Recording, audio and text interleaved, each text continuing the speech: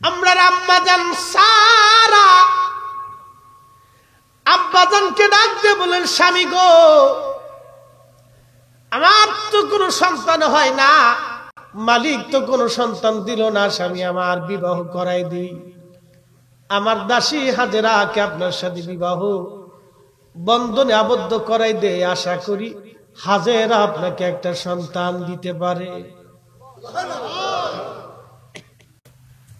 আমার দেশের মেয়েরা যদি খালি বাদ যায় কল যে আবার আর একটা বিয়ে করাই দাও, তো ওই মনে করেন যে গোষ্ঠী উদ্ধার করে নেবে।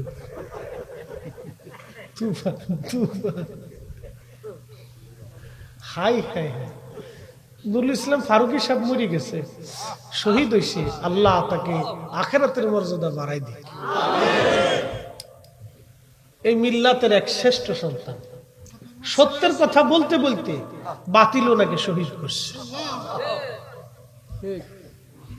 তো খুব মনোযোগ দিন, ওনার একটা গল্প শুনছিলেন, উনি ওয়াজে বলতেছে, আমি তখন সৌদি আরব চাকরি করি, এক সৌদিয়ান আর এক বাঙালি দুইজন ফিডে ফিডি করতেছে। তো বাঙালি তো বুঝিনি কিছু, হাতে ফাতে না পাইলে জুতা মোতা খুইলে ফিডে শুরু করে।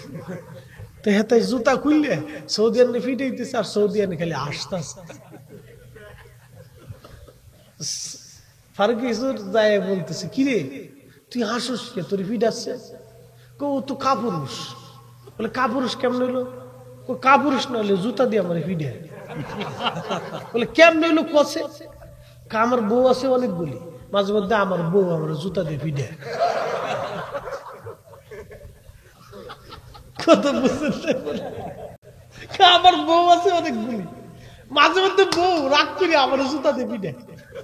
তো বেডি না হইলেও আমার জুতা দিয়ে ফিডাইতে, ও তো বেডি, কাপুরুষ।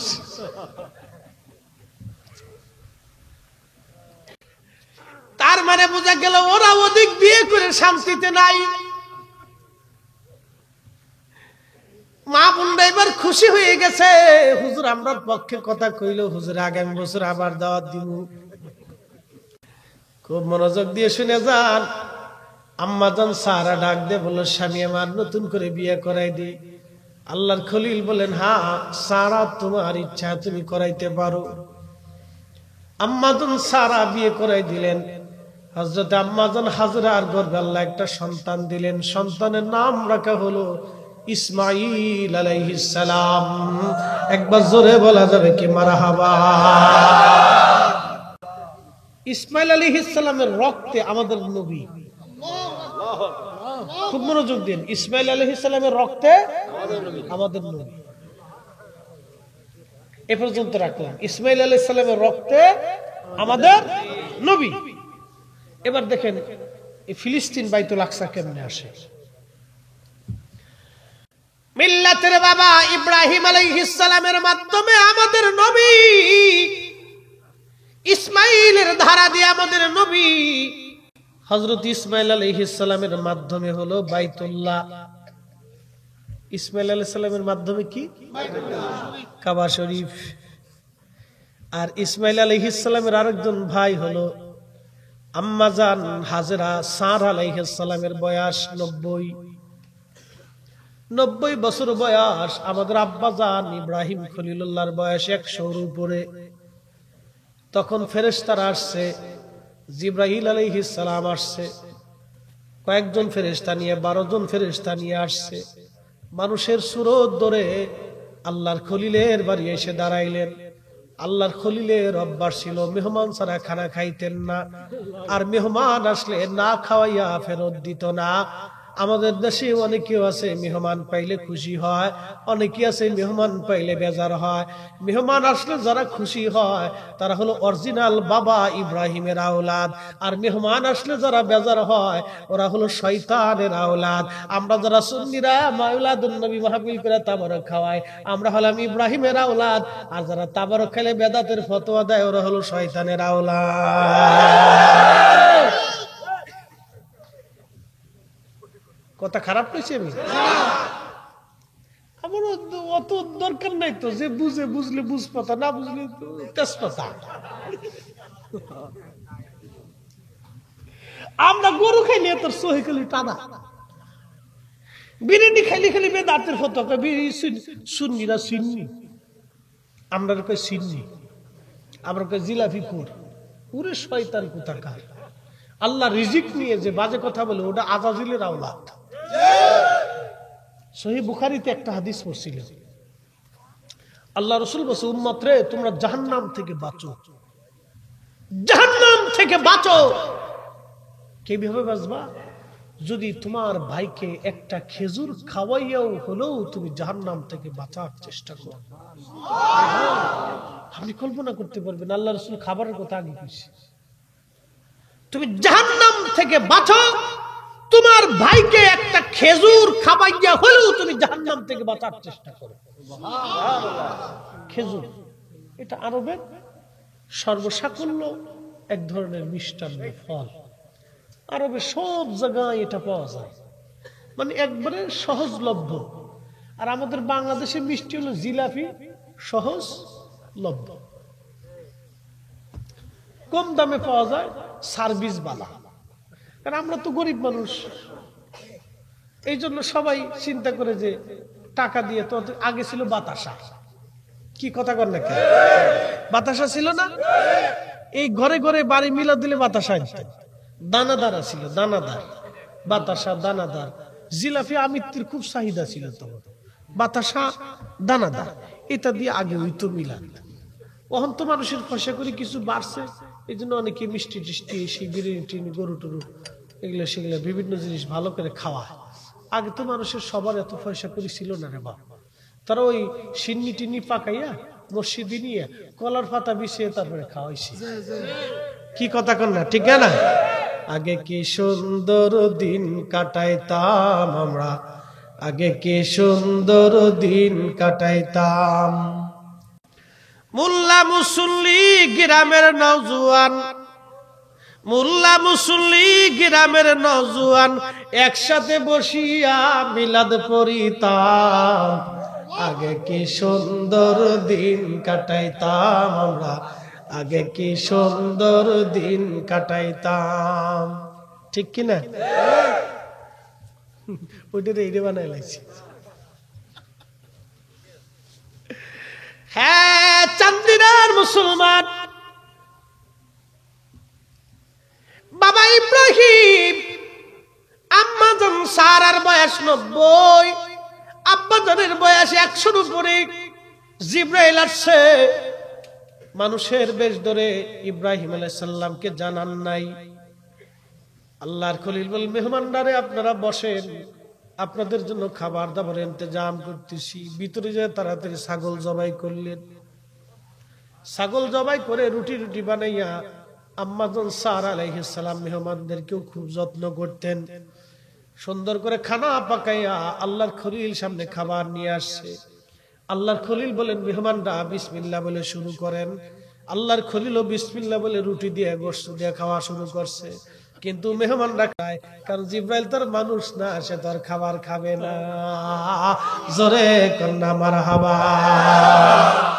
বলে ফেরেশতারা মানুষের সুরত ধরতে পারে। আমাদের নবী নূরের মানুষ, মাটির মানুষের ভিতরে আসতে পারে। কথা কন না, নূরের মানুষ মাটির মানুষের ভিতরে আসতে পারে। ফেরেশতারা নূরের তৈরি হয়ে মানুষের সুরত ধরতে পারে।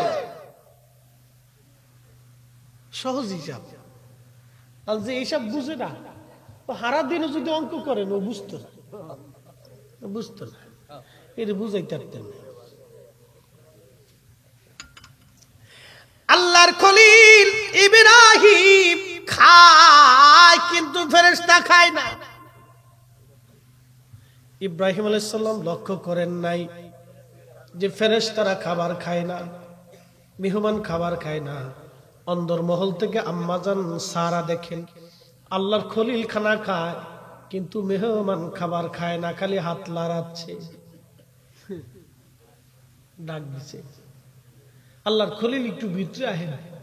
আইছে, কি ব্যাপার? মেহমানরা তো খায় না, খালি হাত লাড়াচ্ছে, দেখেন না। আল্লাহর খলিল ডাক দেখলো, মেহমানরা আমি খাই, আপনারা খান না, কারণ কি?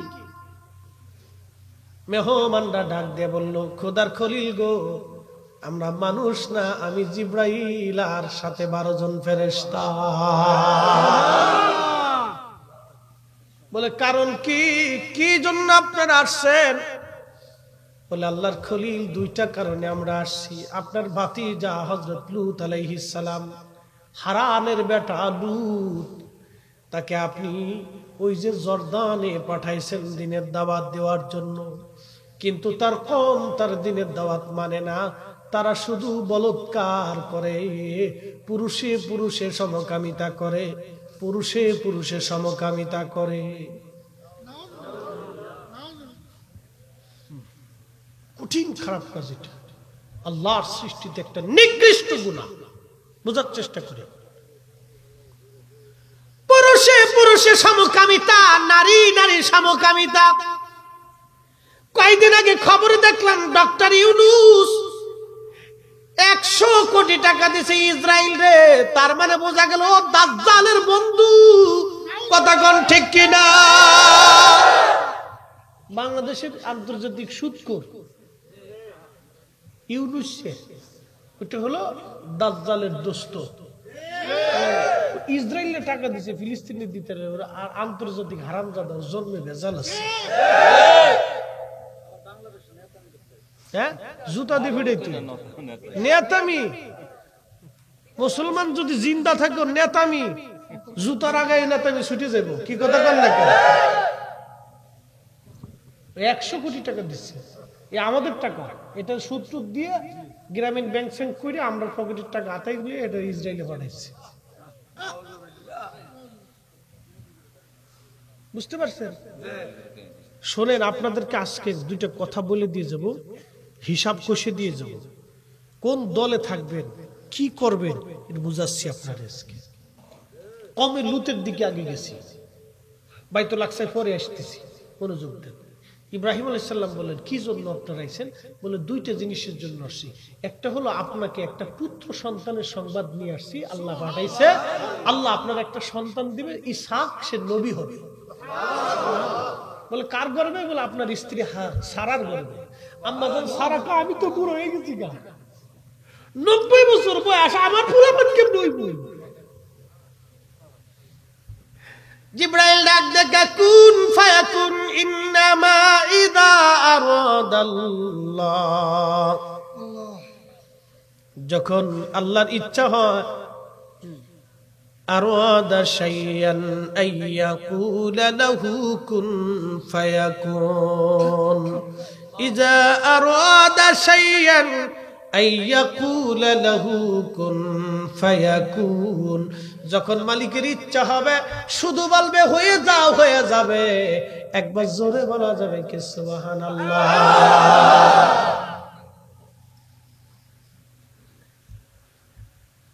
ইব্রাহিম ইসহাকের সংবাদ নিয়ে আমি আসছি, আর আমি আপনার ভাতিজা হযরত লূতের কওমে যাচ্ছি। আপনার ভাতিজা লূতকে আমি আপনার কাছে পাঠাই দিব। আল্লাহর খলিল, তার কওমকে ধ্বংস করার জন্য আমি যাচ্ছি। ওই কওমের মানুষ, তারা বলৎকার করে, হারাম কাজ করে, তারা পুরুষে পুরুষে সমকামিতা করে। ওই জাতি ধ্বংস করার জন্য আমি জিবরাইল যাচ্ছি। জিবরাইল আলাইহিস সালাম চলে গেলেন ওই মানুষের বেশ ধরে লূত আলাইহিস সালামের বাড়ি। লূত আলাইহিস সালামের অনেকগুলি কন্যা সন্তান ছিল। লূত আলাইহিস সালামের স্ত্রী ছিল বলৎকার দলের লোক, স্ত্রীও বলৎকারকে সমর্থন করত। ডাক্তার ইউনূস বলল, আমি সমকামিতা সমর্থন করি। সমকামিতাকে যারা সমর্থন করে তারা হলো কওমে লূতের বংশধর, ওরাই হলো দুনিয়ার শয়তানের বাচ্চা। কথা বলেন ঠিক কিনা?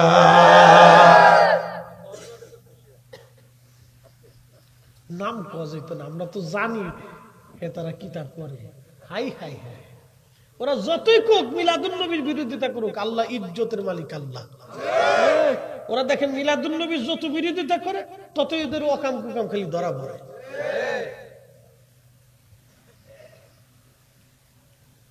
হ্যাঁ নবীর উম্মত, খুবই মনোযোগ দিয়ে শুনিয়া যান।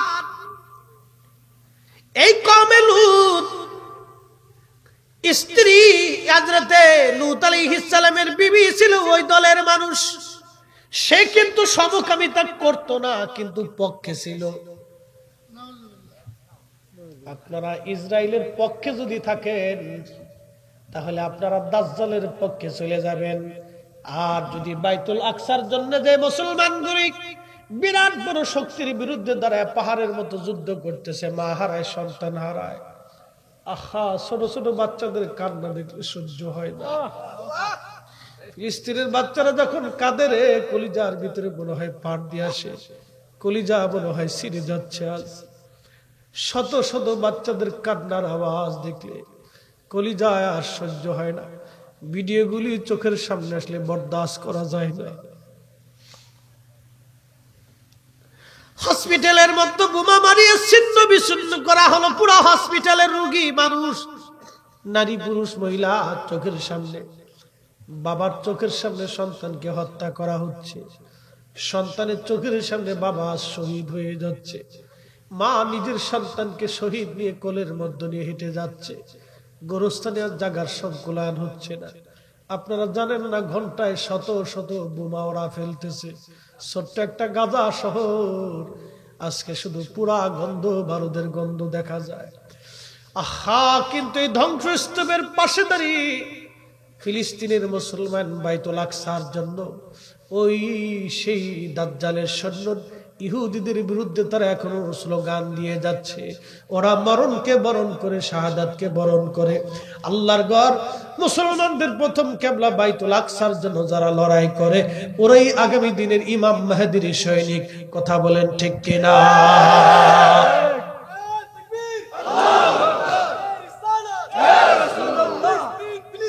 জিন্দাবাদ, জিন্দাবাদ, ভেঙে দাও। প্রশ্ন রাখবেন মুফতি ফরিদি, এই মাহফিলে স্লোগান দিলেন ইসরায়েলের তো কোনো ক্ষতি হবে না, ফিলিস্তিনের তো কোনো লাভ নাই, আমাদের কি লাভ? হ্যাঁ, আমাদের একটা লাভ আছে।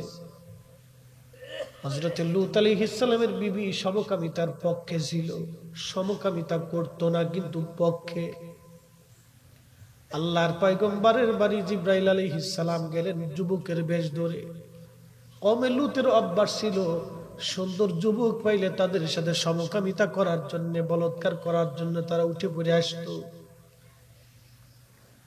ফেরেশতারা যাওয়ার পরে লূত আলাইহিস সালামের বাড়ি আশ্রয় নিলেন। আল্লাহর পয়গম্বর লূত আলাইহিস সালাম চিন্তায় পড়ে গেলেন, ও মেহমানরা, তোমরা তো সুদর্শন যুবক, আমার কওম তো পথহারা, পথভ্রষ্ট, এরা তো সমকামিতা করার জন্য তোমাদের প্রতি অত্যাচার অবিচার করবে। ঠিক এমন সময় আল্লাহর পয়গম্বর তাদেরকে ঘরের মধ্যে লুকায় রাখলেন। কিন্তু লূত আলাইহিস সালামের স্ত্রী পিছনের দরজা দিয়া এলাকার মানুষের খোঁজ দিয়া কয়, শুনছরে কওমে লূত, আমাদের ঘরে 12 জন সুন্দর যুবক আলা মেহমান আইছে, তোমরা তাড়াতাড়ি যাও, তাদেরকে ধরে নিয়ে আসো।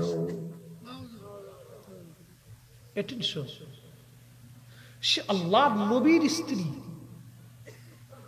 সে আল্লাহর নবীর বিবি, সমকামিতা করত না কিন্তু সমর্থন করত।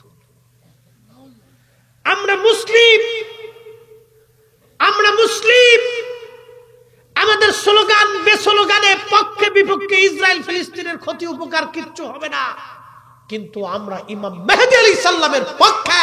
কথা বলেন ঠিক না বেটা? এই পক্ষে থাকাটাই নসিব। পক্ষে থাকাটা কি নসিব? পক্ষে থাকতো, পক্ষে। এটাও কিয়ামতের মাঠে আল্লাহর দরবারে জাস্টিফাই হয় কে পক্ষে ছিল।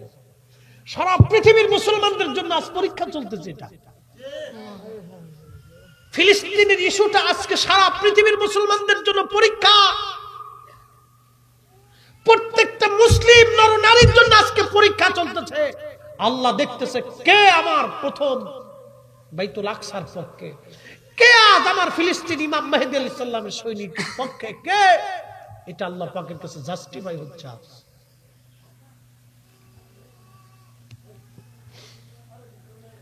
প্রিয় সুন্নি জনতা, চান্দিনাবাসী, কচুয়াবাসী, খুবই মনোযোগ দিয়ে শুনিয়া যান।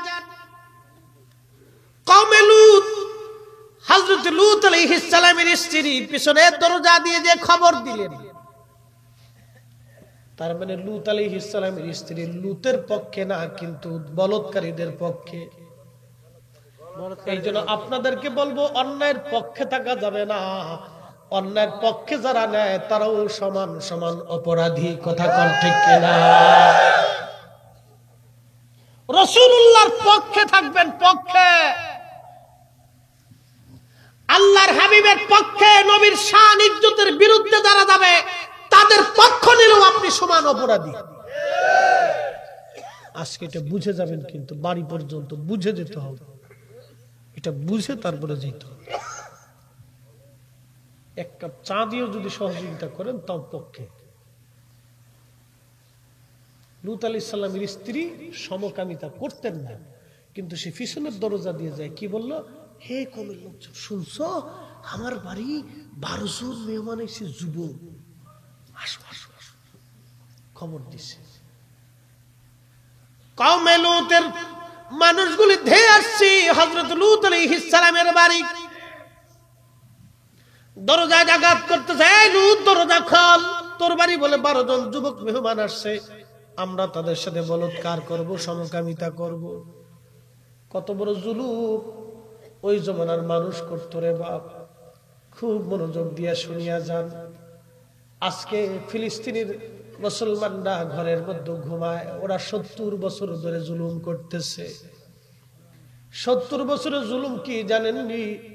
আপনাদের গ্রামের ভিতরে আপনার দাদার বসবাস, বড় দাদার বসবাস, বড় আব্বার বসবাস, কারো 200 বছরের ইতিহাস আছে, কারো 500 বছরের ইতিহাস আছে গ্রামে।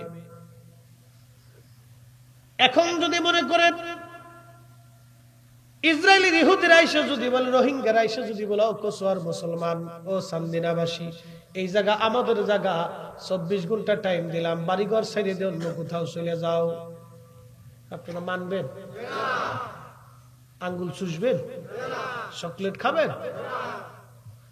তো রোহিঙ্গা ফিডেইয়া সান্দিনা ছাড়া করবে কি? কথা ঠিক কিনা? কিন্তু ফিলিস্তিনিদেরকে রাত্রিবেলা সকালবেলা নোটিশ দিয়ে দেয়, 24 ঘন্টা বাড়ি খালি করে। হাজার হাজার লক্ষ লক্ষ ফিলিস্তিনের বাড়ি ঘর ওরা নিয়ে গেছে। লক্ষ লক্ষ ফিলিস্তিনিদের বাড়ি ঘর জায়গা জমি ওরা নিয়ে গেছে। এত বড় জুলুম পৃথিবীতে এই পশ্চিমা বিশ্বের কারণে ওরা মদত পাই এই কাজগুলি করতেছে। তার মানে বোঝা গেল, যারা আজকে ইউক্রেনের ব্যাপারে মানবতা দেখায়, ফিলিস্তিনের ব্যাপারে যাদের মানবতা আসে না, ওরাই হলো অরিজিনাল মানবতার দুশ্মন, মানুষের দুশ্মন, ইসলামের দুশ্মন। কথা বলেন ঠিক না বেঠিক? মানুষ না। হযরত লূত আলাইহিস সালামের স্ত্রী খবর দেওয়ার পরে লোকজন চলে আসছে, লূত আলাইহিস সালামের ঘরের দরজার মধ্যে আঘাত করে, লূত দরজা খোল, মেহমান আসছে, তাড়াতাড়ি আমরার হাতে দিয়ে দে। আল্লাহর পয়গম্বর বলল, আমার কওম, তোমরা নিবৃত হও, আল্লাহকে ভয় করো, এরা আমার মেহমান, আমি মেহমানকে কি করে তোমাদের হাতে তুলে দেব বলো? আরবীদের একটা অভ্যাস হলো, তার বাড়িতে যদি আপনি মেহমান হন, তাহলে আরবদের অভ্যাস ছিল, মেহমান আপনি যদি মেহমান হন, পুরা নিরাপত্তা তারা আপনাকে দিত, আপনার গায়ে টাচ করতে দিত না। কেউ আপনাকে নিতে আসলে তাদের সাথে তারা যুদ্ধ করত। এটা আরবদের নীতি। তো লূত আলাইহিস সালামকে বলো কি, তোমরা আমার মেহমান আমি তোমাদের হাতে দিয়ে দিবে? এটা হতেই পারে না। তোমরা আজকে বলাৎকার করার জন্য পাগল হয়ে গেছো। তারা দরজা পিটাচ্ছে, ভেঙে ফেলতে যাচ্ছে। লূত আলাইহিস সালাম অনেক কষ্ট করে দরজা ধরে রাখছে। জিবরাইল আলাইহিস সালাম এসে বললেন, হুজুর, আমরা মানুষ না, আমরা আল্লাহর ফেরেশতা। আমি জিবরাইল, আমার সাথে আরো 11 জন 12 জন আছে। আমি 12 জনের একটা ছোট্ট দল নিয়ে আসছি আপনার জন্য একটা সুসংবাদ। পিছনের দরজা দিয়ে আপনার সন্তান সহ, আপনার মুহিব্বিন যারা, আপনার উম্মত সহ যারা কয়েকজন কালেমা পড়ছে, তাদেরকে নিয়ে আপনি একবারে সোজা আপনার চাচা ইব্রাহিম আলাইহিস সালামের ওখানে চলে যাবেন। ওনার সাথে আমি কথা বলে আসছি। পিছনের দিকে ফিরেও আপনি তাকাবেন না, আপনার স্ত্রীকে নিতে পারবেন না। নবীর স্ত্রী হওয়ার পরেও নসিব হলো না বাপ। নবীর পক্ষেই থাকতে হবে। কথা বলেন ঠিক কিনা? পক্ষে থাকতে হবে, পক্ষে। বিরাট বড় সাইকুল হাদিস হলেও কাজ হবে না। কিন্তু মুফতি আজম চ্যান্সেলর মুনাজারে মিল্লাত বিরাট বড় ভাব নিয়ে লিখতেছেন 20-30টা মাসালার এই সংক্রান্ত মাসালার বিষয় কিতাবাদি গাইতে গুটি এখন একটু ভাব লিখে বহস করবো। বেটা, আগের যুগের আইম্মে ইকরাম যারা মিলাদুন নবীর পক্ষে কিতাব লিখে গেছে তারা পেশাব করে দিলে এই উম্মতের বহু আলেম ভাইসে চলে যাবে। এই কথা কর না, এত বড় বড় আলেম ছিল তারা পেশাব করে দিলে ভাইসে চলে যাবে। এত বড় বড় যোগ্য আলেম ছিল তারা।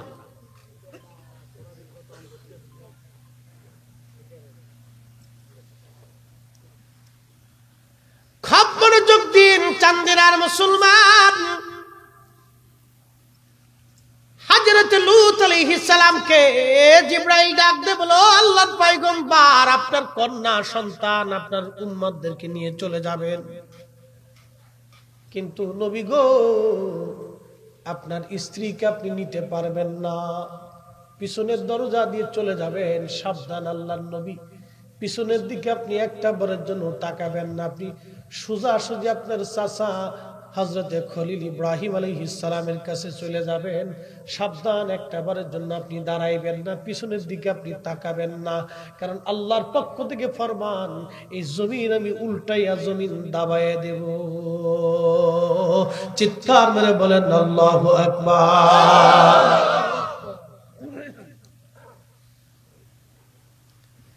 বিবি হইয়া নসিব হলো না লূত আলাইহিস সালামের কদম। লূত আলাইহিস সালামের স্ত্রী বলৎকার করতো না, কিন্তু বিপক্ষে থাকার কারণে বলৎকারকে সমর্থন করার জন্য স্ত্রী ধ্বংস হয়ে গেল। ডক্টর ইউনুস কয় আমি সমকামকে সমর্থন করি। হ্যাঁ, কদিন আগে সারা বাংলাদেশের সমকামিতা নিয়ে সারা পৃথিবীতে একটা আন্দোলন হয়েছিল। বাংলাদেশেও কিছু নাস্তিকরা আন্দোলন করছিল, আমরাও সমকামিতা করবো, পুরুষে পুরুষে বিয়ে হইব, বেডি বেডি বিয়ে হইব। কিন্তু এগুলো কুত্তা ভেড়ার চাইতেও নিকৃষ্ট। কথা কর না, জোরে কর, এটা মানুষ। শুয়োর কুত্তার চাইতেও নিকৃষ্ট। শুয়োর কুত্তাও এই চিন্তা করে না কোনোদিন। কুত্তা শুয়োর জীব জানোয়ার পশু পাখি এরাও এই চিন্তা কোনোদিন করে না যে আমরা বেড়ায় বেড়ায় অকাম করবো, পুরুষ বেডি বেডি অকাম করবো। কুত্তাও চিন্তা করে না। যে চিন্তা মানুষের মগজের ভিতরে শয়তান ঢুকাই দিছে, আজাজিলকে আমি সাকসেস। হ্যাঁ, আজাজিলকে আমি সাকসেস হইছি যে কুত্তার মগজে এই চিন্তা ঢুকে নেই, যেটা মানুষের মগজে ঢুকাই দিতে আসছে। কি কথা কন না? হ্যাঁ, বুঝে যায় না। আল্লাহ পাক দেখেন এই জাতিকে কি করতেছে। জর্দানে আদু বাহারি মায়াত আছে। আল্লাহু আকবার। বাহারি মায়াত, মরা সাগর যেটাকে বলে, ডেড সি, ইংরেজি বলে ডেড সি, বাংলা বলে মরা সাগর, আরবিতে বাহারি মায়াত। বিরাট একটা জনপদ। হযরত লূত আলাইহিস সালাম ইমানদার আর তেনার সন্তান সন্ততি নিয়ে ইনার স্ত্রীকে রেখে পিছনের দরজা দিয়ে বের হয়ে গেলেন। উনি হাঁটতে লাগলেন, চলতে লাগলেন। বহু দূর চলে আসার পরে জিবরাইল আলাইহিস সালাতু ওয়াস সালাম পোড়া কওমে লূতের মাটিটাকে উঁচা করে দিয়ে উল্টাইয়া একবারে জিবরাইল আলাইহিস সালাম পুরা এলাকাটাকে মাটির ভিতরে দাবায় দিলেন। এখন ডেড সি হয়ে গেল, মরা সাগর। এই সাগরের ভিতরে বাজান দেয় কোনো প্রাণী বাঁচে না, কোনো মানুষ ডুবে না, সব প্রাণীগুলি ভাইসা থাকে।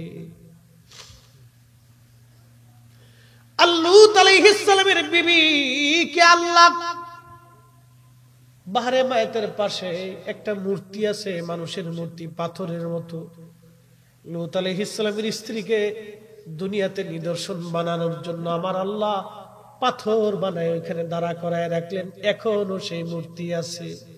ওটা মূর্তি না, ওটা লূত আলাইহিস সালামের স্ত্রীর সেই জীবদ্দশা। একবারে আমার আল্লাহ পুরা শরীরটাকে তারে পাথর বানায় রাখছে। পক্ষ পক্ষ কোন পক্ষে থাকবেন এটা বুঝে কবরে যাবেন, কোন পক্ষে থাকবেন বুঝে কবরে যাবেন, বুঝে কবরে যাবেন, বুঝে হিসাব কষে যাবেন। শুধু পক্ষে থাকার জন্য তার মূর্তিটাকে আল্লাহ এখন ওইভাবে খাড়া করে রাখছে। বাহারি মায়ের পাশে এখন ওইভাবে অবস্থায় আছে। আল্লাহু আকবার, আল্লাহু আকবার। সেই সাগরে এখনো মানুষ ডুবে না, কোন প্রাণী মাছ কীট ওই পানির ভিতরে বাঁচে না। Dead Sea. আল্লাহর গজবের জায়গা আল্লাহ রেখে দিয়ে দুনিয়ার মানুষকে শিখানোর জন্য দিয়ে রাখছে। লূত আলাইহিস সালাতু ওয়াস সালামের কওম, ও চান্দিনার মুসলমান, বড় কঠিন, বড় কঠিন। আমরা জিলাপি থাকলেও নবীর পক্ষে, না থাকলেও নবীর পক্ষে। আমরা বাঁচলেও নবীর পক্ষে, মরলেও নবীর পক্ষে। আমরা খাইলেও বাইতুল আকসার পক্ষে, না খাইলেও বাইতুল আকসার পক্ষে। কথা বলেন ঠিক কিনা?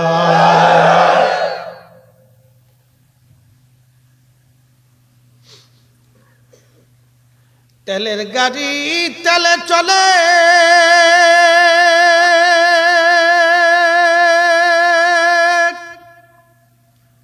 হাওয়ার গাড়ি হাওয়ায় চলে, বিনা তেলে চালায় গাড়ি নবী সুলাইমান। আমরা সেই মুসলমান, আমরা সেই মুসলমান। চিৎকার মেরে বলেন আল্লাহু আকবার।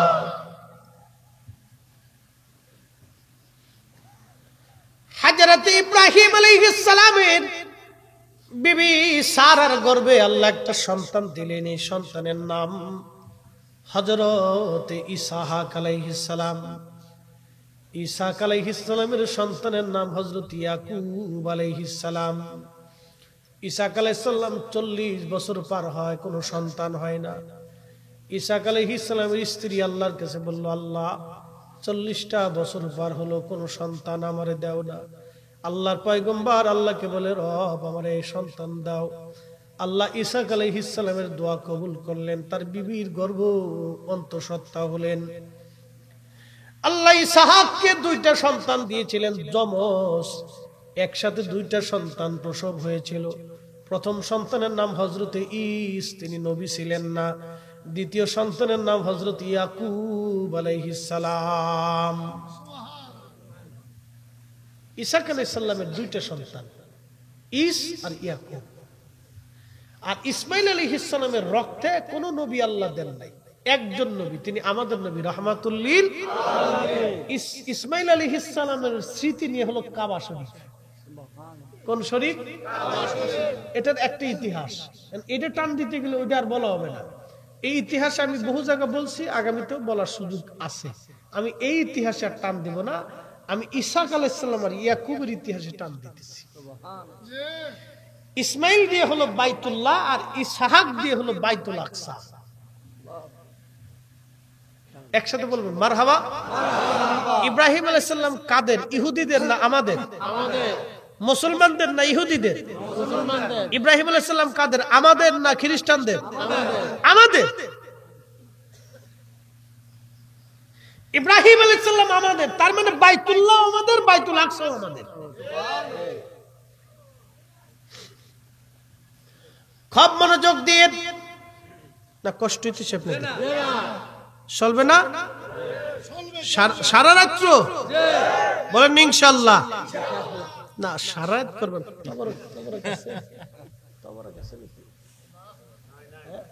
আচ্ছা, অসুবিধা নেই, খোয়া যাইতো না।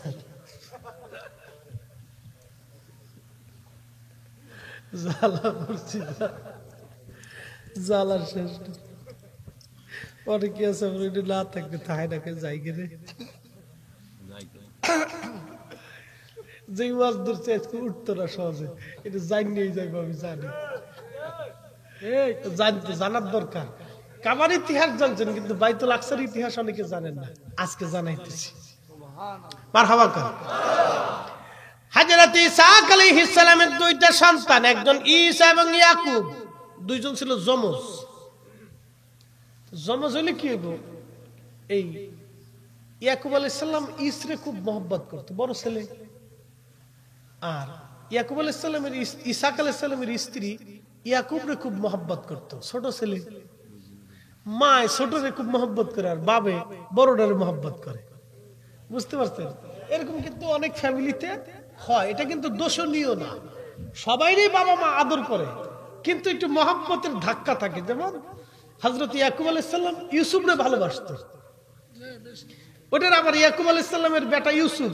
এই ইউসুফের ঘটনা আবার বলতে গেলে আবার রাজ্যে পরে আরেকদিন আমি ইসহাক আলাইহিস সালামের বেটা ইয়াকুব আলাইহিস সালাম এবং বাইতুল আকসার ইতিহাসটা শোনাচ্ছি, যে বাইতুল আকসা কবে থেকে শুরু হইল, কেমনে হইল।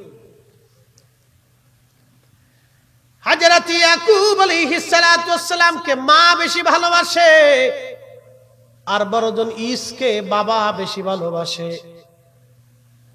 এখন একদিন ইসহাক আলাইহিস সালাম বুড়া হয়ে গেলেন, অন্ধ হয়ে গেলেন, চোখে দেখেন না।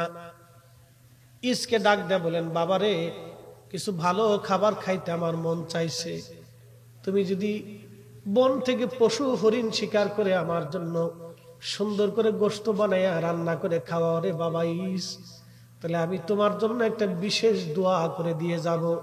নবীদের দোয়া আমার আল্লাহ কখনো ফিরায় না। ঈস চিন্তা করলো, সুবর্ণ একটা সুযোগ পাইলাম, আব্বা আমার জন্য দোয়া করবে। হযরত ঈস চলে গেলেন জঙ্গলে শিকার করার জন্য। তিনি খুব ভালো যুদ্ধ করতে পারতেন এবং টার্গেট মিস হইতো না, খুব তীর ধনুক চালাইতে পারতেন। শিকার করার জন্য, হরিণ শিকার করার জন্য তিনি জঙ্গলে চলে গেলেন। এমন সময় ইসহাক আলাইহিস সালামের স্ত্রী ইয়াকুবরে ডাক দেখায়, বেটারে, আজকে একটা সুযোগ আছে, তোর আব্বা দোয়া করব, নবীদের দোয়া কখনো ফেরত আসে না রে বেটা। তুই একটা কাজ কর, ঈস চলে গেছে শিকার করার জন্য, তুই দুইটা সুন্দর দেখে ছাগলের বাচ্চা না দুধ দেখা ভালো করে জবাই করে ফিরাই টেরাই করে কালাবোনা করে তোর আব্বারে খাওয়া, আর কবি আব্বা আমার জন্য দোয়া করে দেন। তোর আব্বা তো চোখে দেখে না, যদি দোয়া করে দেয় তাহলে তোর জীবন সাকসেস। কি করিয়া ছোট্টার দিয়ে ছাগল জবাই করেছে, ছাগল জবাই করাইয়া কালা বোনা বানাইয়া আপনাদের কুমিল্লা এই যে নান কার জন্য হোটেল আছে সন্ধু, সন্ধু কালা বোনা পাওয়া যায়। যাই হোক, শুনলু সন্ধু মন্ধু জিডি করলে বালাই খারাপ না। এই কালামনা করিয়া হযরত ইয়াকুব আলাইহিস সালাম গেছে। ইয়াকুব আলাইহিস সালাম কয়, মা, এই আব্বাই আমার কথা যদি টের পেয়ে ফেলায় বাসা, তোকে এক কাজ কর, তো ঈসের শরীরে তো বড় বড় পশম আছে, তা তুই যে ছাগল জবাই করবি, এই ছাগলের চামড়া ফেলাই দিস না, এটা নিয়ে আসার পরে তোর গার উপরে সুন্দর করে বসাই দেবানি, তোর আব্বা ধরলে মনে করবো যে ইসি।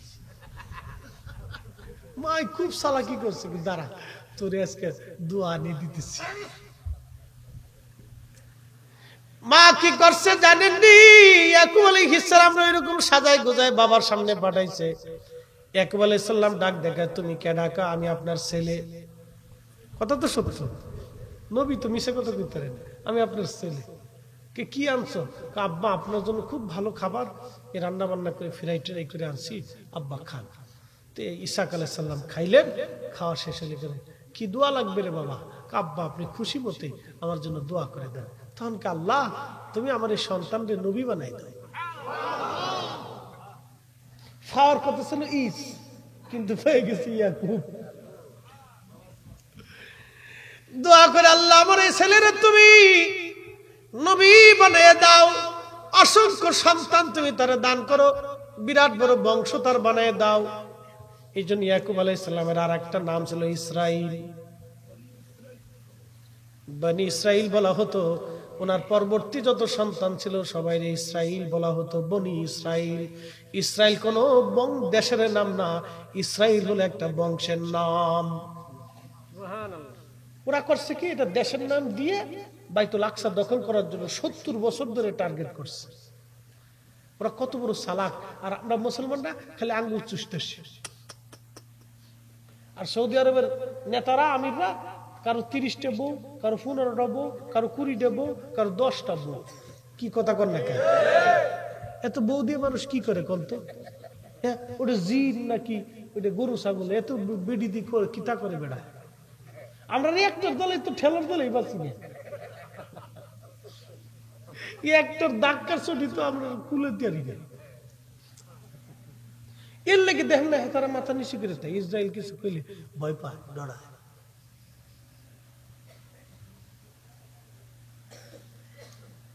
খুব মনোযোগ দিন। হযরত ইয়াকুব আলাইহিস সালামের আরেক নাম ছিল ইসরাইল। ওনার পরবর্তী প্রজন্ম যত বংশ আসছে সবাইকে বনি ইসরাইল বলা হতো। এই জন্য এরা খুব চালাক এবং চতুর, খুব চালাক। হযরত ইয়াকুব আলাইহিস সালাম দোয়া নিলেন, ইসহাক আলাইহিস সালাম দোয়া করে দিলেন, আল্লাহ আমার এই সন্তানটাকে তুমি বিরাট বড় বংশ বানিয়ে দাও, আর তার সমৃদ্ধ বানাও, সম্মানিত বানাও, তার অসংখ্য রিজিক তুমি দান করো। দোয়া খায়ের করে দেওয়ার পরে চলে আসছে। এরপরে হযরত ইস খাবার দাবার নিয়ে এসে বাবার সামনে বসছে। ডাক দেখ, আব্বা আপনি খাবার চাইছিলেন, আমি তো খাবার আনছি। বলে তুমি বেটা কেডা, আগে খাবার দিয়ে গেল, তুমি কি ইস? না কয় না আব্বা আমি ইস ছিলাম না, আমি জঙ্গলে গেছিলাম হরিণ শিকার করার জন্য, হরিণ ধরে রান্না করে নিয়ে আসছি। আব্বা আমি না, তাহলে ইয়াকুব আগে এসে আপনারা খাওয়াই দোয়া নিয়ে গেছে। আব্বা আমি বাইসে থাকতে ওরে পাইলে বাইরে ফেলাম আমি। আব্বা আল্লাহর কসম করতেছি ওরে পাইলে আমি আজকে খুন করবো, ও আমার দোয়া দিয়ে গেছে। তোকে বেটা তুমি রাগ করো না, তোমার জন্য একটু দোয়া করে দিই, তাহলে তোমারও একটু দোয়া দিয়ে দিই। ও তো আসলটা লয়ে গেছে গা, তোমার একটু দিই। বলে আব্বা তাহলে আমার কিছু তো দোয়া করে দে। তাকে যাও আমি তোমার জন্য দোয়া করতেছি, আল্লাহ যাতে তোমার বংশরে শক্ত জমিন দেয়, আর অসংখ্য রিজিক রুটি রুজি যাতে আল্লাহ তোমার দিয়ে দেয়, কখনো অভাব যাতে না দেয়। কিন্তু নবীটা তো পাইল না, আসলটা তো পাইছে না। সম্পদ দিছে এই ইসের পরবর্তী বংশধররা রোম রোম রোম রোম, এদের অনেক সম্পদ দেখবে। রোমরা হচ্ছে তাদের পরবর্তী প্রজন্ম, ইসের পরবর্তী প্রজন্মের নাম রোম। বিরাট ইতিহাস টান দিছি। রোমরা হলো হযরত ঈসার বংশধর, আর বনি ইসরাইল হযরত ইয়াকুব আলাইহিস সালামের বংশধর। আর এই পাশের যত আরবরা আছে, কুরাইশ থেকে শুরু করে, এরা সবাই হলো হযরত ইসমাঈল আলাইহিস সালামের বংশধর। একবার জোরে বলা যাবে কি মারহাবা? এই বংশ, এই বংশ, এই বংশ। হযরত ইয়াকুব আলাইহিস সালাম মার কাছে দৌড়ে গেছে, ও মা আমার ভাই ঈসা আমারে মেরে ফেলবে, ও কসম করছে আমারে পাইলে মেরে ফেলবে। মা এখন আমি কি করব? ও তো পাইলে আমারে খুন করে ফেলবে, আমার তো বাঁচার দরকার। মা ডাক দেখে, বেটারে এদের চিন্তা করিস না, তোর মামা হারান দেশে থাকে, ওই হারানে চলে যা তোর মামা লাবানের কাছে, তোর মামার কাছে যায় থাক, ঈসের মন নরম হওয়ার পরে বহুদিন পরে আসিস। তুই তাড়াতাড়ি চলে যা, তোর মামার বাড়ি চলে যা, তুই মামার বাড়ি যা, দেরি করিস না, আমি তোর আব্বার কাছ থেকে জিজ্ঞেস করতেছি।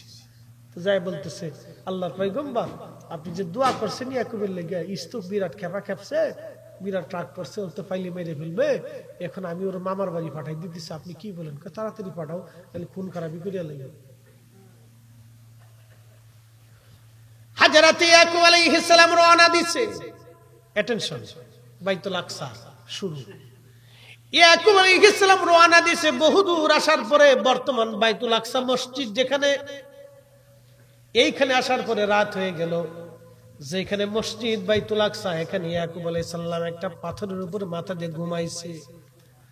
পাথরের উপর মাথা দিয়ে যখন ঘুমায়, আল্লাহ স্বপ্ন দেখাইলো, ওইখান থেকে একটা বিরাট বড় সিঁড়ি আসমান পর্যন্ত চলে গেছে, আর ফেরেশতারা ওই সিঁড়ি বেয়ে বেয়ে আসমান থেকে উঠা নামা করতেছে ওই বাইতুল আকসায়। একবার জোরে বলা যাবে কি মারহাবা?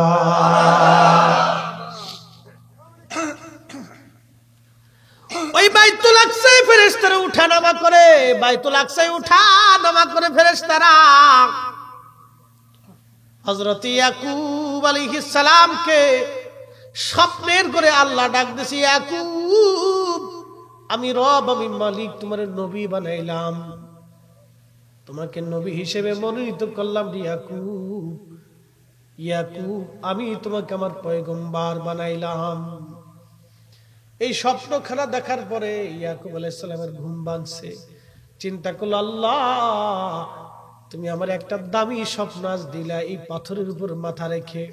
ইয়াকুব ওইখানে বসে চিন্তা করলো, আল্লাহ আমি তো চলে যাচ্ছি আমার দেশ ছেড়ে অন্য দেশে, আল্লাহ যদি কোনোদিন আমি এইখানে ফিরে আসি তাহলে এই পাথরের এইখানে আমি একটা মসজিদ বানাবো, বাইতুল্লাহ, বাইতুল আকসা, বাইতুল মুকাদ্দাস।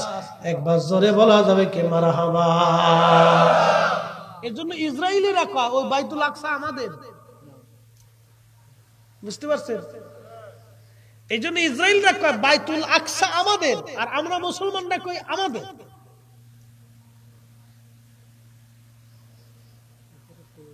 বনি ইসরায়েলের লোকজন, ইসরায়েলি ইহুদিরা বলে ওটা আমাদের, আমাদের ইয়াকুব এটা তৈরি করছিলেন। আর মুসলমানদের দাবি হলো ইয়াকুব আলাইহিস সালাম আমাদের, তোমাদের না তো। ইব্রাহিম আলাইহিস সালামের নাতি, আমাদের মিল্লাতের বাবার নাতি ছিল সে। কি কথা কর না কেন? এটা আমাদের। খুব মনোযোগ দিয়ে হযরত ইয়াকুব আলাইহিস সালাম ওই পাথরের উপরে মাথা দিয়ে যখন ঘুমাইলেন তখন নবুয়ত পাইলেন।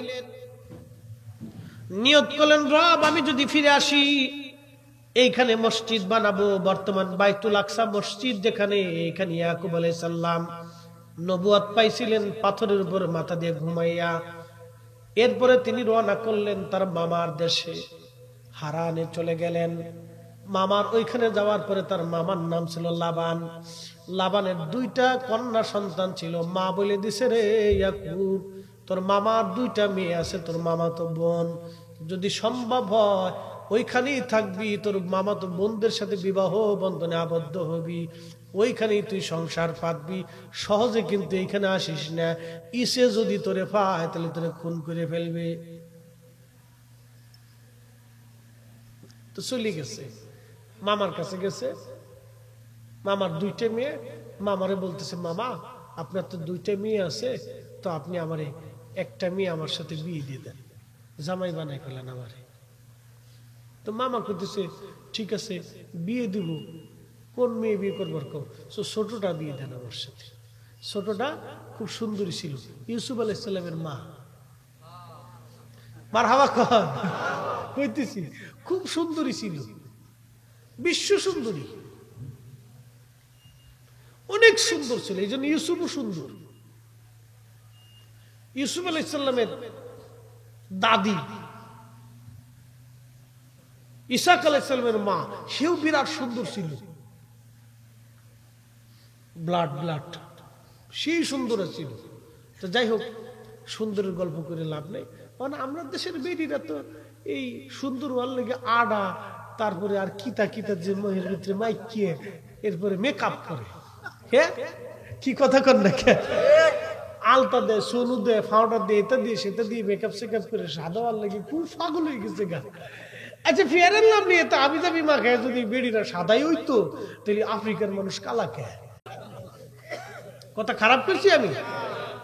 তার মানে সৌন্দর্য এই মেকআপ সেকআপ করে, এগুলো মেকআপ করে বেরিরা যখন আয় তখন ভূতের মতো দেয়া যায়। কি কথা খারাপ করছি আমি? এটা ভূতের মতো। আগে আমরা দাদারা বিয়ে করছি, দাদাই বিয়ে করছে, তখন মেকআপ সেকআপ ছিল না। কেউ দাদি কি মেকআপ সেকআপ করছে? করছে না। এইগুলো ছিল না, বেডিরা কদ্দুর আডা এতে মাসে ঘষে বসে উপরে দলা, সব নিচ দিয়ে কালা, ভূতের মতো দেয়া যায়। সাজাই গুজাই দিয়ে দিছে বাঙালি, ও তাই দেখতেছে পাগল কোথাকার। সাজাই গুজে 15,000 20,000 টাকা বেরিয়ে চালাকি করে লিয়ে যায়। যাই গে একের ব্যবসা ভালা, একের ব্যবসা নষ্ট করে আমার লাভ নেই। খুব মনোযোগ দিয়ে যান। ইয়াকুব আলাইহিস সালাম বলেন, মামা ছোট জনকে আমার সাথে বিয়ে দেন।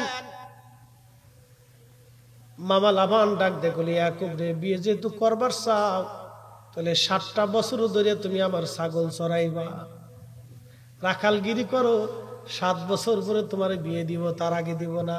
আর আমরা হইলে মামা তো বোন নিয়ে ভাইকে ফলাই চলে যাইতাম। আচ্ছা মামা ঠিক আছে, 7 বছরই ছাগল চড়াবো। 7 বছর ধরে ছাগল চড়াইছে। ছাগল চড়ানোর পরে বিয়ে হয়েছে। বিয়ে হয়েছে কেমনে? আগের বিয়ে তো লেখালেখি হইতো না, ইজাব কবুল হইতো। অহন তো মিয়া দেহাশোনা কত কিছু। তখন মামা কি করছে, একটা চালাকি করছে। চালাকি কি, তার বড় মেয়েটা একটু অসুন্দর ছিল, একটু কালা টালা ছিল, চোখে কম দেখতো। মামাই চিন্তা করলো, বড়টার বাদ দিয়ে ছোটটারে বিয়ে দেবো, এটা কেমন হয়, বড়টার পরে বিয়ে হইতো না, এটা ইয়াকুবরে বিয়ে থা পড়াইয়া ওই বড়টার লগে বিয়ে পড়াই লাইছে, বউ চেঞ্জ করে লাইছে। আর বাসার ঘরে যে দে, বউ তো এটা আমার না। সকালবেলা ইয়াকুব আলাইহিস সালাম এসে, মামা এটা কাজ করলেন আপনি? কি কাজ করছি? আপনার বিয়ে দেওয়ার কথা ছোট না, আপনি দিচ্ছেন বড়টা।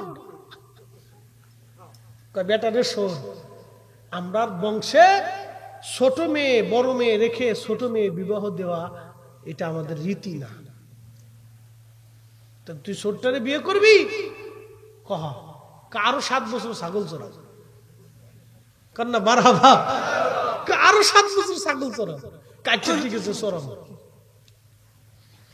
আরো 7 বছর ছাগল চড়ানোর পরে ছোট জনের সাথে বিয়ে হলো। ওই জমানায় 2 বোন একসাথে বিবাহ করার নীতি ছিল, শরীয়তে সিদ্ধ ছিল। পরবর্তীতে তাওরাতে আল্লাহ এটা হারাম করে দিয়েছেন। ইয়াকুব আলাইহিস সালাম তার মামার 2 জন মেয়ে, আপন মামাতো বোন 2 জনকে বিবাহ করলেন। বড় জনের গর্ভে আমার আল্লাহ রাব্বুল আলামিন 9 জন সন্তান দিলেন। আর ছোট জনের ঘরে বাচ্চা কাচ্চা হয় না, ছোট জনের ঘরে বাচ্চা কাচ্চা হয় না। বহুদিন কান্নাকাটি করার পরে হযরত ইয়াকুব আলাইহিস সালামকে, আল্লাহ আমার ছোট বিবির গর্ভে সন্তান দাও। আল্লাহ প্রথম একটা সন্তান দিলেন, সেই সন্তানের নাম বিশ্ব সুন্দর হযরত ইউসুফ আলাইহিস সালাম। একবার জোরে বলা যাবে কি মারহাবা। ওই বিবির গর্ভে আল্লাহ আরেকটা সন্তান দিলেন, তার নাম বিনিয়ামিন। ইউসুফ আলাইহিস সালামের ভাই বিনিয়ামিন। বিনিয়ামিন যখন দুনিয়াতে প্রসব হলেন, দুনিয়াতে আসলেন, তখন ইউসুফ আলাইহিস সালামের মা মারা গিয়েছিলেন। প্রসব ব্যথা সহ্য করতে না পেরে মা মারা গিয়েছিলেন। ইসরায়েলের প্রধানমন্ত্রীর নাম কি কন্ত? খালি নেতানিয়াহু না, বিনিয়ামিন নেতানিয়াহু। ইতিহাস বুঝে যাবেন আজকে কত দূর বছরের আগে টার্গেট ওরা করছে দেখছেন। আর আরবরা খালি ঘুমা, আর খালি বউ নিয়ে ফুর্তি করে। ওরা কত হাজার বছরের ইতিহাস টান দিছে দেখেন। বিনিয়ামিন নেতানিয়াহু কত হাজার বছর আগের ইতিহাস টান দিছে। ওই বাইতুল আকসার পাশে আইসা ওরা বসত করছে। পশ্চিমার সাথে ওরা, ব্রিটিশরা ওদেরকে এখানে এনে বসাইছে। ব্রিটিশরা দেখলো মুসলমানদের সাথে আমরা পারবো না, তো ইহুদিদেরকে বসাইতে হবে। বসাইয়া অস্ত্র দিয়ে, শস্ত্র দিয়ে, লোক দিয়ে, লস্কর দিয়ে, অর্থ দিয়ে, সব দিয়ে একবার ইসরায়েলের পাকাপোক্ত বানিয়ে পারমাণবিক বোমা দিয়ে দিয়েছে। পারমাণবিক বোমা দিয়ে ওখানে বসাই দিচ্ছে। তিলে তিলে তিলে তিলে খালি জায়গা দখল করে কাকড়ার মতো। দখল করতে করতে করতে করতে বাইতুল আকসার কিনার পর্যন্ত চলে এসেছে। কয়দিন পরে কবে আকসা আমাদের, সরে যা।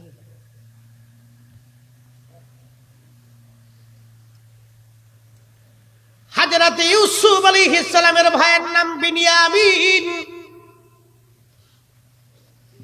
বিনিয়ামিন হওয়ার পরে ইয়াকুব আলাইহিস সালামের ছোট বিবি তিনি ইন্তেকাল করলেন, ইউসুফের মা ইন্তেকাল করলেন। বড় স্ত্রী বেঁচে রইলেন ইউসুফ আলাইহিস সালামের আপন খালা। কিন্তু এইভাবে হযরত ইয়াকুব আলাইহিস সালাতু ওয়াস সালামের 11টা সন্তান হলো। 11 জন সন্তান আল্লাহ তারে দিলেন। খুব মনোযোগ দিয়ে দান। একটা মেয়েও হয়েছিল সে ঘরে, বড় জনের ঘরে মেয়েও হয়েছিল। আরো অনেক বড় লম্বা ইতিহাস। পরে হযরত ইয়াকুব আলাইহিস সালাম বিবিদেরকে বলেন, বিবিরা রে, আমার তো মন চায় দেশে ফিরে যাওয়ার জন্য, বলো কি করব? বলেন স্বামী চলেন আমরা আমাদের মূল দেশে ফিরে চলে যাই, যেখানে আপনার জন্ম ভিটা। হারাম থেকে রওনা দিবে। মামারে ডাক দিয়ে বলো, মামা আমি তো চলে যেতে চাচ্ছি, আমার সন্তান স্ত্রী পুত্র পরিজন সব নিয়ে রওনা দিতে চাচ্ছি মামা। আমি 20টা বছর ধরে আপনার ছাগলের পাল চড়াইলাম মামা, কিছু দিবেননি? মামা ডাক দে বলো, হ্যাঁ রে ইয়াকুব কি নিবি বল? মামা 20টা বছর ধরে তো ছাগল আমি চড়াইলাম মামা। মামা ডাক দে বলতেছে, ইয়াকুব ডোরা কাটা ছাগল যেগুলি আছে সব তুই নিয়ে যাবি, কিন্তু ইয়াকুব আমি তো তোরে ছাড়তে চাই না, কারণ যতদিন তুই আমার ছাগল চড়াইছো আমার এই ছাগলের পালের ভিতরে খালি বরকত আর বরকত আসছে। ইয়াকুব তুই চলে গেলে এই বরকত শূন্য হয়ে যাবে। নবী না, নবীদের থেকে তো আল্লাহ বরকত দিত আলাদা। একসাথে বলবেন না মারহাবা।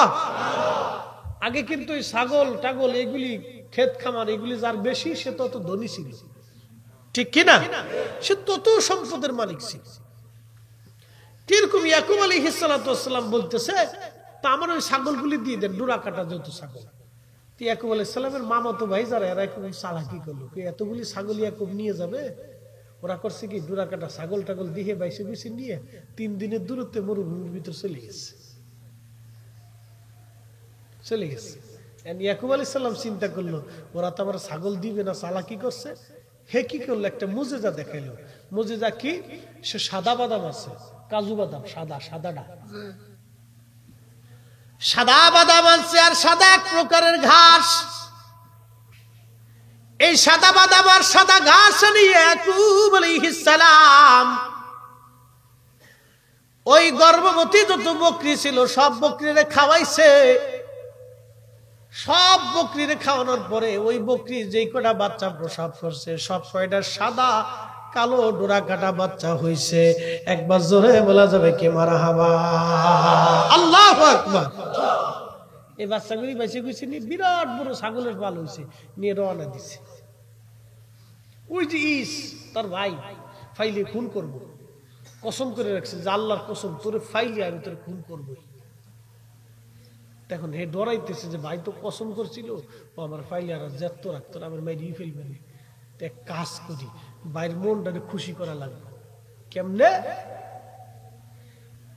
হযরত ইয়াকুব আলাইহিস সালাম 20টা ছাগল, 200 ছাগল, 200 ভেড়া, এরপরে উট, গরুর পাল, এইগুলি বিরাট বড় বড় পাল বানায়া রাখালদেরকে দিয়ে বললো, রাখালরা রে, তোরা একজন ছাগলের পাল নিবি, একজন ভেড়ার পাল নিবি, একজন গরুর পাল নিবি, আর একজন উটের পাল নিবি, আর একজন গাধার পাল নিবি। এইগুলি নিয়ে রওনা করবি। তোরা এক একজনে বহু দূরে দূরে থাকবি। আমার ভাই যখন তোদের সামনে আসবে তখন জিজ্ঞেস করবে তোমরা কারা? তখন আমরা বলবো আমরা হলাম ঈসের দাস, ইয়াকুবের রাখাল। বলে এইগুলি কাদের জন্য যদি জিজ্ঞেস করে তাহলে বলবা তোমরা আমরা ইয়াকুবের মনিব ঈসের জন্যই উপহার নিয়ে যাচ্ছি। ইয়াকুব আলাইহিস সালাম চালাকি করে কয়, তোরা কবি ঈসের দাস, গোলাম, ইয়াকুবের রাখাল, তাহলে আমার ভাইয়ের দিলটা নরম হইব। বিরাট বড় পাল নিয়ে রওনা দিচ্ছে। হযরত ইয়াকুব আলাইহিস সালাম 3 দিনের পথ পিছনে রেখে রওনা করলেন। স্ত্রী পুত্র পরিজন সবাই নিয়ে রওনা করলেন। তার বড় ভাই 400 সৈন্য সামন্ত নিয়ে অস্ত্র শস্ত্র নিয়ে ইয়াকুব আলাইহিস সালামকে মারার জন্য রওনা হয়ে গেছে। দূত এসে গোয়েন্দা এসে খবর দিল, ও আল্লাহর পয়গম্বর, বিরাট বড় সর্বনাশ, আপনার ভাই বিরাট বড় বাহিনী নিয়ে আপনাকে মারার জন্য আসতেছে। সর্বনাশ হয়ে গেল, ফাইলে আপনার খুন করা হবে। তখন হযরত ইয়াকুব আলাইহিস সালাম তাড়াতাড়ি নামাজ পড়লেন, সেজদার মধ্যে পড়ে আল্লাহ আমার ভাইয়ের দিলটারে তুমি নরম বানায় দাও, ও তো পাগল হয়ে গেছে, আমার খুন করে ফেলবে, নবুয়ত পাই নাই।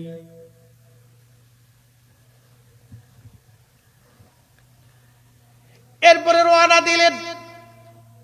প্রথম কাফেলা ছাগলের বিরাট বড় বহর দেখি ইস বলল, এই তোমরা কারা?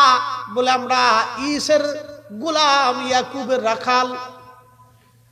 বলে ইয়াকুবের রাখাল, ইসের গোলাম, তোমরা কার জন্য ছাগল নিয়ে যাও? বলে ইয়াকুবের মনিব ইসের জন্য উপহার আমরা নিয়ে যাচ্ছি। পরের পালে হযরত ইস আবার দেখলেন একই কথা, গরুর পালের রাখাল একই কথা বলল, উটের পালের রাখাল একই কথা বলল, গাধার পালের রাখাল একই কথা বলল। এরপরে 3 দিন পরে হযরত ইয়াকুব আলাইহিস সালাম ইসের সামনে যখন গেলেন, তিনি একেবারে একবার না দুইবার না 7 বার 7টা সেজদা ইসের সামনে দিয়ে বসলেন।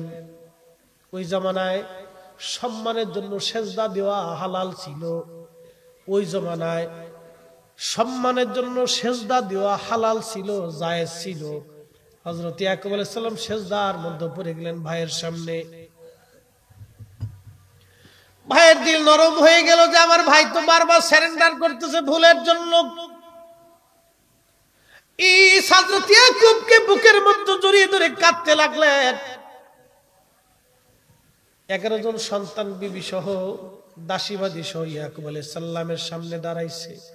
ইস ডাক দেখো, ইয়াকুব এত কিছু তুমি কোথায় পাইলে? সন্তান, এই বাচ্চা কাচ্চা নাতিপুতি আর এই বিরাট বাহিনী কার? বলে এটা আপনার গোলাম ইয়াকুবের স্ত্রী সন্তানাদি। তখন সন্তানরাও এসে ইসের সামনে সেজদায় পড়ে গেল, বিবিরাও সেজদা দিল। এবার ইস ডাক দেখো, চল রে ভাই, তোর উপর মন খারাপ করছিলাম, কসম আমি ভেঙে ফেললাম, তোরে আর মারবো না, চল বাবার সম্পত্তি আমরা সমান ভাগে ভাগ করে নিয়ে যাব। ইয়াকুব আলাইহিস সালাম বলেন, ভাইজান আমার সম্পদের দরকার নাই, আপনাকে সম্পদ আমি সব দিয়ে দিলাম, আল্লাহ আমার যা দিছে তাতেই চলবে। একবার জোরে বলা যাবে কে মারহাবা? দেশে চলে গেছে। ওই যে যেখানে পাথর মাথা দিয়ে ঘুমাইছিল বাইতুল আকসা, এই সেই বাইতুল আকসা, এই জায়গাটা 200 ভেড়া দিয়ে ইয়াকুব আলাইহিস সালাম কিনলেন। পাথরে তেল ঢেলে আসছিল, তেল চিহ্নিত করে আসছিল যে আল্লাহ যদি কোনোদিন আমি দেশে ফিরে আসি তাহলে এইখানে আমি একটা মসজিদ বানাবো। এই সেই মসজিদ যেটা বাইতুল আকসা। সুবহানাল্লাযী আসরা বিআবদিহি লাইলাম মিনাল মাসজিদিল হারাম ইলাল মাসজিদিল আকসা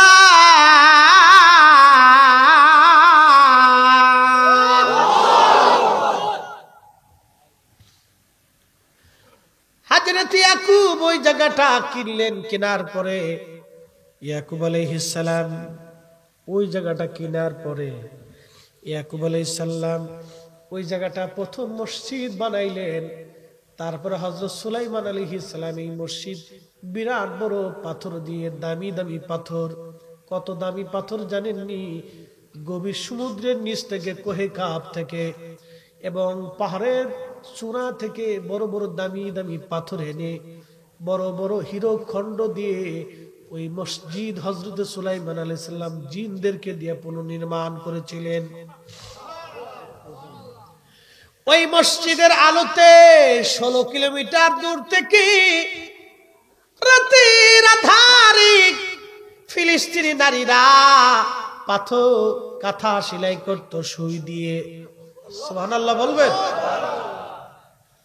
সুলাইমান, দাউদ এরা পরবর্তী ইয়াকুব আলাইহিস সালামের বংশধর।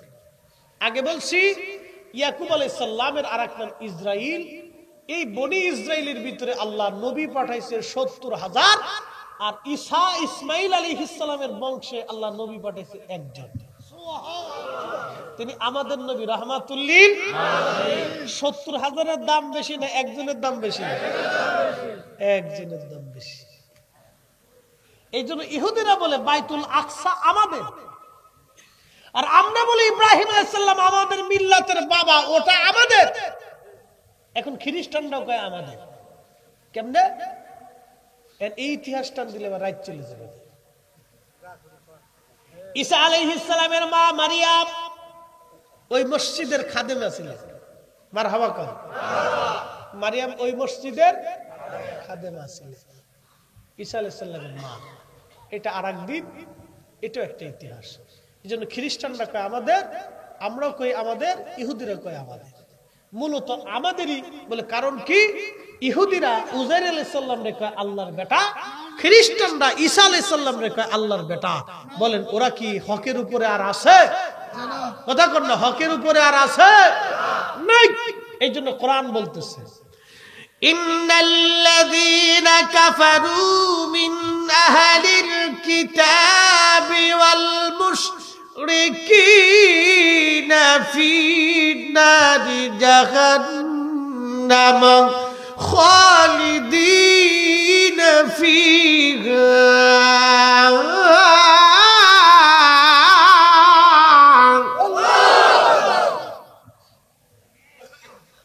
খারাপ লাগতেছে? আজকে আপনাদেরকে অজানা একটা জিনিস জানাইলাম, ঠিক কি না? একবার অজানা একটা জিনিস। মসজিদ হয়ে গেল, বনী ইসরাইলের ভিতরে ৭০,০০০ নবী আল্লাহ পাঠাইলেন। হযরত ঈসা আলাইহিস সালামের বংশধারায় ৭০,০০০ নবী আসলো। ইসমাইলের বংশধারায় একজন নবী আসলো। ৭০,০০০ এক পাল্লায় দিবেন, আর আরেকজন আর এক পাল্লায় দিবেন। ওই একজন নবীর সমান হবে না। এই জন্য আমার আল্লাহ ওই বাইতুল আকসায় ডাকে নিয়ে আমার নবীরে মেরাজের রাত্রিবেলা সব নবীরে পিছনে দাঁড়া করাইয়া আমার নবী নামাজ পড়াইয়া আল্লাহ আমার নবীরে ইমামুল মুরসালিন বানাইছে। বাঁচলেও নবীর পক্ষে, থাকলেও নবীর পক্ষে, মরলেও নবীর পক্ষে, খাবার দিলেও নবীর পক্ষে, না দিলেও নবীর পক্ষে। সুন্নিরা আমরা জীবন চলে গেলেও নবীর পক্ষে। হাত উঁচা করে বলেন ঠিক কিনা? ইয়া রাসূলুল্লাহ।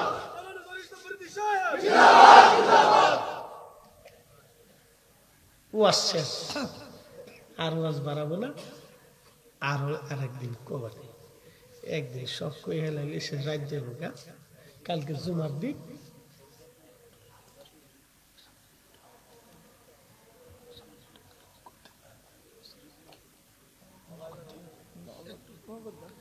আচ্ছা ঠিক আছে, যদি বান্দার দিল নরম হয়। এ বাজান খুব মনোযোগ দিয়ে শুনিয়া যান। ও কত বাজে? ও দাঁড়া শেষ করে দিতেছি রে আব্বা। না আর না, এই এখনই দোয়া করে দিব 5টা মিনিট, না 5টা মিনিট। ওই সামান্য বিষয়টা হলো খ্রিস্টানরা কয় আমাদের, আমরা কয় আমাদের, এই ইহুদিরা কয় আমাদের। বাইতুল আকসা নিয়ে ত্রিমুখী সংঘর্ষ। এই জন্য খ্রিস্টান আর ইহুদিরা দুই জাত মিলে, ব্রিটিশ আর আমেরিকা আর ইসরায়েল মিলে ওই জায়গায় ঘাঁটি গাড়ছে। বুঝতে পারছেন? তার মানে এখন যারা বাইতুল আকসার জন্য লড়াই করতেছে ফিলিস্তিনের, অরিজিনাল খাঁটি ইমাম মাহদীর সৈনিক, ওরা খাঁটি মুসলমান, একবারে এক ইউনিট। আর ওদের বিরোধিতা যারা করতেছে সবকটা মুনাফিক দাজ্জালের সৈনিক। মনে রাখেন। এই জন্য আপনাদেরকে নিয়ে একবারে লম্বা একটা ইতিহাস দিয়ে মূল জিনিসটা, থিমটা বুঝাইলাম যে ইসরায়েল কেন ওরা এখানে নাম দিছে ইসরায়েল, কিন্তু ওরা আসলে ইসরায়েল না। ইসরায়েল হলো একটা বংশের নাম। ইসরায়েল কি বংশের নাম, কিন্তু ইহুদিরা ইসরায়েল নাম দিয়ে ওরা ওই জায়গাটা দখল করার জন্য চেষ্টা করতেছে 70 বছর ধরে। তিলে তিলে তিলে তিলে মুসলমানদের বাড়ি ঘর হত্যাযজ্ঞ, এই 70 বছরে লক্ষাধিক ফিলিস্তিনি তারা হত্যা করছে। কল্পনা করতে পারবেন? আমরা যেমন রোহিঙ্গাদেরকে জায়গা দিছি, ওরা ওরকম ওদেরকে জায়গা দিছিল যে ওরা কই যাইব না যাইব। মুসলমানরা তো দয়ার সাগর, বুঝছেন না?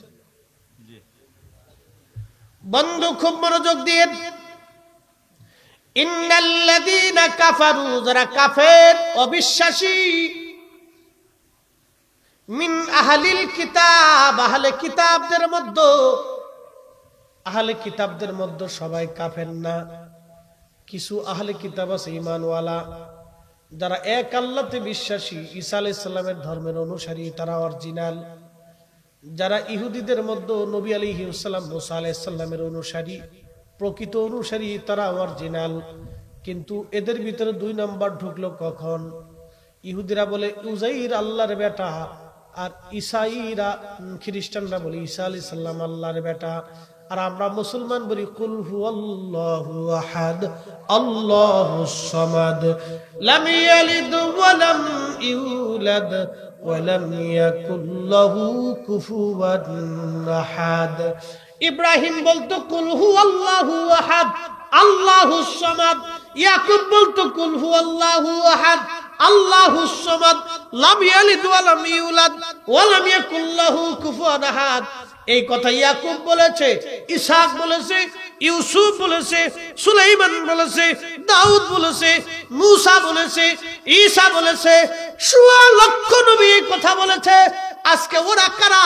ইহুদি ধর্মের নাম দিয়ে, খ্রিস্টান ধর্ম, ঈসাই ধর্মের নাম দিয়ে আল্লাহর সাথে যারা শিরিক করে, ওরা অরিজিনাল আহলে কিতাব না, ওরা হলো দুই নম্বর। এই জন্য বাইতুল আকসা ওদের হতে পারে না। বাইতুল আকসা এটা মুসলমানদের সম্পদ, এটা ইব্রাহিমের মিল্লাতের সম্পদ। এটার জন্য যারা যুদ্ধ করতেছে ওরাই অরিজিনাল বর্তমান মুসলমান। কথা বলেন ঠিক কিনা?